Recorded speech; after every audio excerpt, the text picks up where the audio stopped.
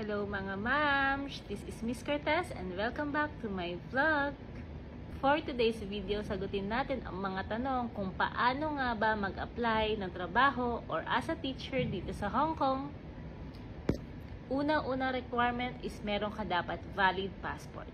Number 2 ay graduate ka dapat ng college o meron kang bachelor's degree. Number 3, napaka-importante ay meron kang experience.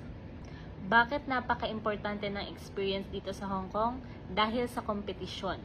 Napakahigpit ng kompetisyon sa paghahanap ng trabaho dito sa Hong Kong dahil pina-prioritize nila ang mga residente or ang mga locals nila. Bakit? Dahil mas uunahin nila na magkaroon ng trabaho yung mga residente or mga locals nila dito sa Hong Kong bago sila mag-hire ng overseas tulad nating mga Filipino.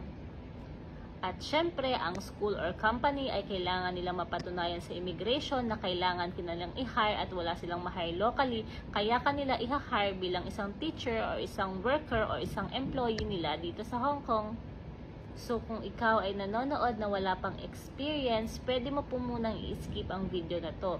Pero kung ikaw naman ay nagpaplano at nagbabalak mag-apply ng trabaho dito sa Hong Kong sa mga susunod na taon kapag meron ka ng experience, continue watching this.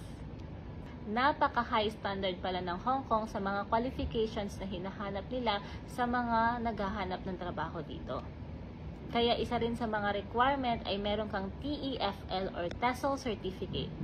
Hinahanap din pala ito sa immigration bago ma-approve ang working visa mo. The working visa pala is under the General Employment Policy of the Hong Kong Immigration. So kung meron ka ng mga requirements na to, follow me for more update and I will upload more videos on how to apply here in Hong Kong. Thank you for watching. See you next vlog. Bye!